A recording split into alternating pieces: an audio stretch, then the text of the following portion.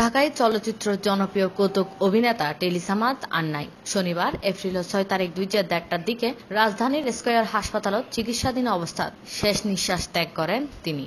মৃত্যুর সময় তার বয়স আছিল 74 বছর। আমার সুন্দরী বোন, তুমি ভিতরে যাও, তোমার চেহারা দেখলে লোকের নজর লাগবো।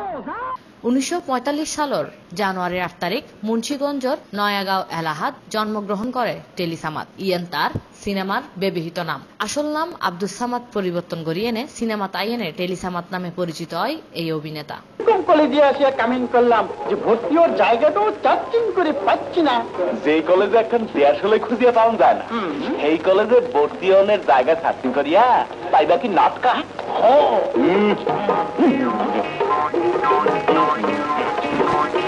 টেলি সামাদের আগামী হাল রবিবার জোহরের নামাজের পর মুন্সিগঞ্জের নয়াগাঁও গ্রামর পারিবারিক অবস্থানত মা বাপর ডাগদি দাফন করা হইব। অন্যদিকে শনিবার আজিনে রাজধানীর পশ্চিম রাজাবাজার মসজিদত তার প্রথম নামাজে জানাজা অনুষ্ঠিত হয়। ইন্দিতি জনপ্রিয় অভিনেতা টেলি সামাদের মৃত্যুত গভীর শোক ও দুঃখ প্রকাশ করছে প্রধানমন্ত্রী শেখ হাসিনা। বাপটা সিনা তালা সবই মিল্লা গেছে আর কি। এই বুঝা দেখেন দিস্তা আপনি আমার বয় না আপনারে আমি একটা প্রস্তাব দেই। 1973 সালত নজরুল ইসলাম পরিচালিত কারবো সিনেমার মাধ্যমে চলচ্চিত্র যাত্রা করে সামাদ। ইয়ান তার প্রথম সিনেমা হইলেও পায়ে চলার পথ সিনেমার মাধ্যমে জনপ্রিয়তা অর্জন করে তিনি। আর কলেজে পাড়া দিয়ে সেই ইংরেজি চারের লগে এইসব কাণ্ড করলাম, এখন কি উপায় হবে প্রেন্ট?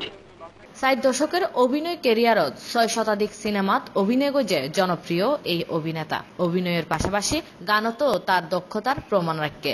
গান গাইয়ে 50-এরও বেশি সিনেমাত। ইয়ান ছাড়াও মন পাগলা নামর উগে সিনেমাত সঙ্গীত পরিচালনাও করে তিনি। বন্ধু সত্য করিয়া কত দেখি উনার লগে তোমার লডর পডর কয়দিনের?